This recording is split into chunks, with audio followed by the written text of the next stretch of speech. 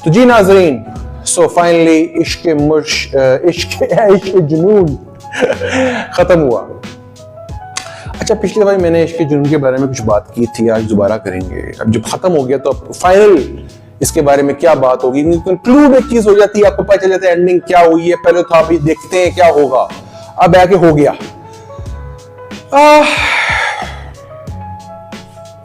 मेरे ख्याल से पोएटिक जस्टिस अगर आप कहें तो ये पूरा उतरता है, क्योंकि मैं कहूँगा छोटे भाई ने ना अपने साथ ही ज्यादती की है। मैं तो इस बात पे आपसे बात करूंगा, क्योंकि उसको बहुत मौके मिले थे। अगर जब उसने पहली दफा इमन के साथ कर ही दिया था, तो उसके बाद जब वो गायब हो गया, out of sight out of mind, America में पड़ा रहता, क्या मसला था। लेकिन उसको इज्जत रास नहीं, जल्दी वो ये दिखाया गया कि जल्दी के काम जो है ना वो खराब कर देते हैं इंसान को। आराम से लगा रहता। हाँ, एक मसला हो सकता था लॉन्ग टर्म में कि जायदाद की बात जब आती तो उसमें शायद वो फंसता। ये पॉइंट है कि उसके भाई को पता था, उसको तंग कर सकता था। अच्छा, ये भी हो सकता था कि अगर वो बाहर रहता तो शायद महमूद साहब जो है वो बताते भी ना कि मेरा जो है बेटा वो बड़ा वाला असल में मेरा बेटा है। उसे बात छुपी रहती है, और उससे भी वैसे देखा जाए तो शायद शहरोज को फायदा था, क्योंकि फिर उसको सारी जरूरत मिल जाती। आराम से बैठा होता और कहता भाई तुम जानो, तुम्हारे काम जाने, मुझे नहीं पता।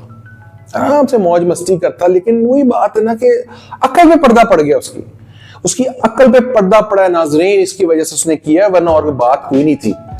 ठीक है ना। तो एंड में जायदाद से भी गया, एंड में सजा भी हो गई, एंड में उसको गोली भी मार दी। I feel bad for the lad, but at the same time कौन समझाए। वही मैं हमेशा इस बात को कहता हूँ कि इस जनरेशन को कौन समझाए। इनको जल्दियां पड़ेंगी भाई। वे पुरानी लोगों की तरह शायद नहीं है, जो कि शायद थोड़ा सा ठहरा हुआ जाता है, मिलेनियल्स की तरह। Yours truly, इनको नहीं है भैया, ये कहते हैं बस अभी अभी अभी अभी, आज के आज, अभी के अभी। तो फिर अभी के अभी तो ऐसे ही होता है। बाकी उसकी माँ जो है आसिफा, अरफा, क्या नाम है उसका, वह नाम भी भूल गए हैं, जैसे ही खत्म हुआ है इंसान को देखिए, जैसे ही उसका ड्रामा खत्म हुआ है तो नाम भी भूल गए, ए से शुरू होता था उसका। तो वो भी, उसको भी घरोघरी करा दिया। अच्छा, वैसे देखा जाए वो नहीं पकड़ी गई। उसने जो एमन पे जो कातलाना जुर्म था वो तो उसकी माँ ने करवाया था शमसी के साथ मिलके, तो वो क्यों नहीं पकड़ी गई भैया। हाँ, उसको भी कटहरे में लाते ना, आप नहीं लाए। ड्रामा खिंच जाता ना, ड्रामा खिंच जाता, क्यों लाएंगे आप। खैर, अब बात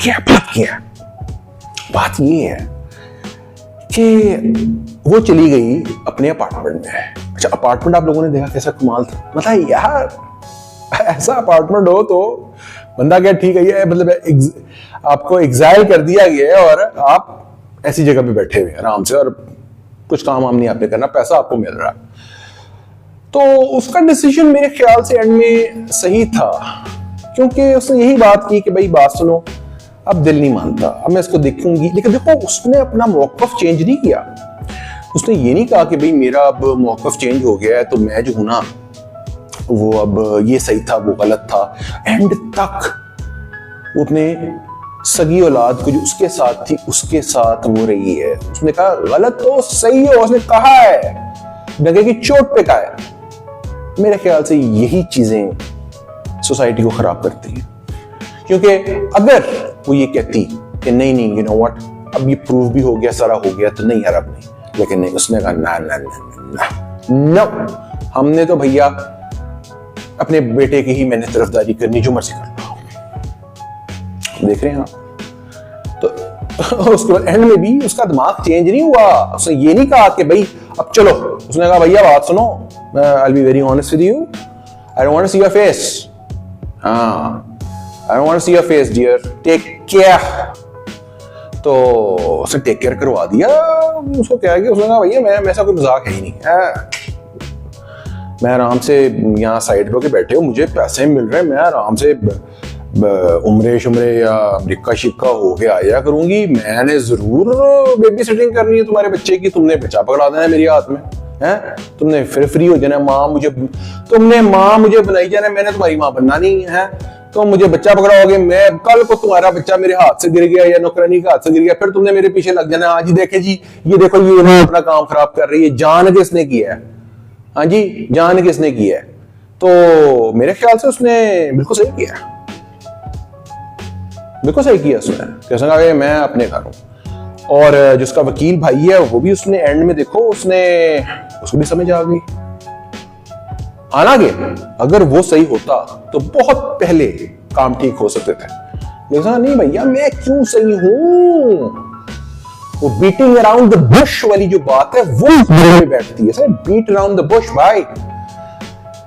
तो एनीवेज मैं कहता हूं at the end of the day Eman is the real winner and Maheen is the loser, क्योंकि माहीन आजकल अच्छे रिश्ते मिलना बहुत मुश्किल है, ठीक है।